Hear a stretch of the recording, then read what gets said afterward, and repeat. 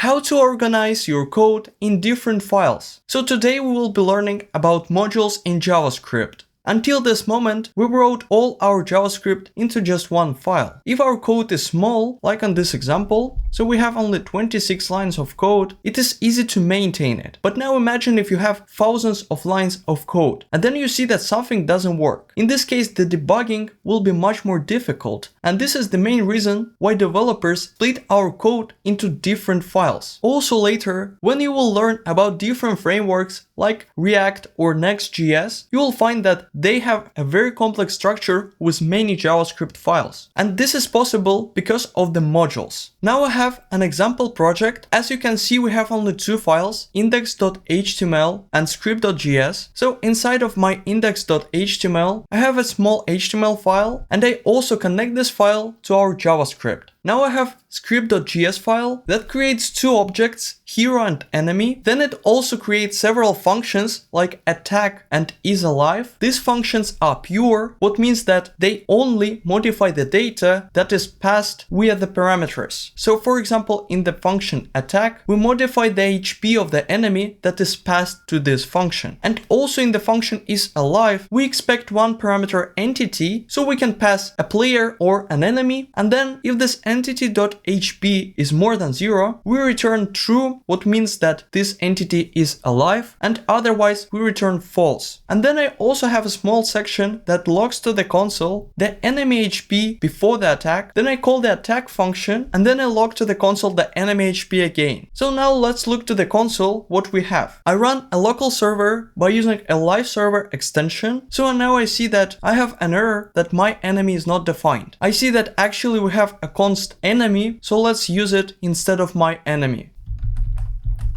And now I have two logs in the console. So the first log is the HP before the function attack, and the second log is the enemy HP after the function attack. Now this is not too important what this code does. Now let's think how to scale this code. Now in these files we have several responsibilities. For example, here we declare our variables, here we declare our functions, and here we call our functions and variables, and also we log them to the console. If we continue writing code in the same way, at some point it will be impossible to maintain. So let's separate this code into three different JavaScript files. At first, I go to index.html, and here in the script tag, I add a new property type which is equal to module. So now we can use the functionality of modules. So at first, it adds a keyword defer automatically. So it means that without the type module, we need to manually add this keyword if we want our JavaScript to be loaded after our HTML or CSS files. But here we don't need to do it because module adds it automatically. So the second difference is that module uses strict mode automatically. So sometimes in JavaScript, we might see this string in the beginning of the file. This string enables a strict mode, which means that it adds several limitations to JavaScript. So for example, in this mode, we can't declare variables without keywords const and let. If I write something like age equal to 30, I will see a reference error that age is not defined. So now let's remove the strict mode. I still see this error, but also let's go to our index.html, and here let's remove this type.module. And now you see that I don't have any errors, and this is because by default JavaScript allows this kind of variables, but in the modern JavaScript we should initialize our variables with let or const keywords. So, and you can enable this kind of validation by writing useStrict or by using modules type. So I stay with type module, and now let's remove this variable. And now let's talk about the main functionalities of modules. So let's create a new file. I call it entity.js, and then let's go to our javascript.js, and here let's cut our variables. And now let's use it inside of the entity.js. Let's also save this file. And now let's save the javascript.js. So we will see the reference error because enemy is not defined. So what it actually means, script.js doesn't see these variables inside of another file. So we need to explicitly show where these variables are located. So at first, inside of the entity.js, before our variables, we can write a new keyword export. So now we export these variables, and it means that from another file, we can import them. So here we can write the keyword import.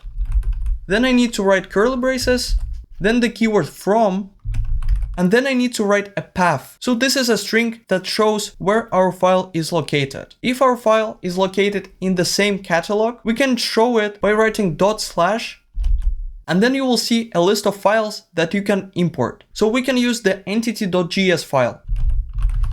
Now, inside of the curly braces, we need to specify what we want to import. So we want to import hero and enemy. So let's write them here.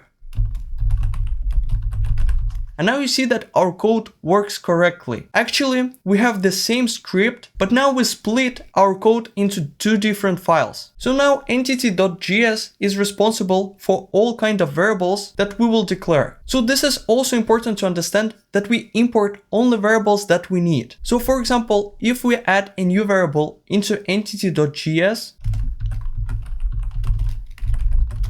even though that I wrote a keyword export, while I don't add this name into our imports, I will not be able to use it. But I still see several responsibilities in our script.js. So for example, here we declare our functions. So this is our game logic. Let's also add it into a separate file. I create a new file gamelogic.js, and now I go to the script.js, and then I cut our functions, and then I paste them into the gamelogic.js. So now let's save both these files. And again, you see a reference error, attack is not defined. So it means that we need to import the function attack from the gamelogic.js file. So at first, let's add the export keyword. And then let's go to the script.js, and here let's import it, but now we will import it on a new line. So on the second line, I will write import. And now let's specify this path. So this file also in the same catalog. So I can write /. And now you see two files. So we need gamelogic.js. And then let's specify what we want to import. So we want to import the function attack. And if I write it inside of my import, you see that our code works correctly. Also inside of the game logic, we have a function isAlive, but currently we don't use it, so we don't import it. And now you see that we have split our code into 3 different files, and now each file has its own responsibility. Entity.js creates all our variables, then game logic defines all our functions that are related to the game logic, and then script.js import them and also call them. Also we use console.log function, but I think that this is normal for this file. Then let's talk about other features of the modules. So for example, we have a keyword default. And now if you save this file, you will see the syntax error. The requested module does not provide an export named attack. And this is because when you add the default export, you basically export it by the name default. And now on this import, you should remove curly braces, and then you will see that everything works correctly. When you have curly braces, you import the file with the same name as in our code. So here you see that I export hero and I export enemy, and then I import inside of the curly braces hero and enemy. But I also can have one default export, and in this case I don't even need to specify curly braces because I will anyway import the default from this file. But I anyway need to provide some kind of name, but here it might be anything what I want. So I will basically rename our function. For example, we can call it damage, and in this case let's change our attack function to damage. And you will see that everything works in the same way. So the name of the default import can be whatever we want, but the value will be defined after the keyword default. Also about renaming, we actually can rename our imports even if we import them directly. So for example, I import hero, but I want to call it player. So in this case, I can use this kind of construction like hero as player. And now if I save this file, we will see the reference error because hero is not defined. Now we defined it as a player. So it means that inside of the damage function, I should rename our hero to player. And again, everything works correctly. Now you know the basics about module. I know that in the beginning it might be a little bit more complex because now we have different files and it becomes more difficult to understand which code and in which order we actually execute. But I'm sure that with experience it will be much more simpler for you and you will find tons of benefit from the modules. Thanks for watching.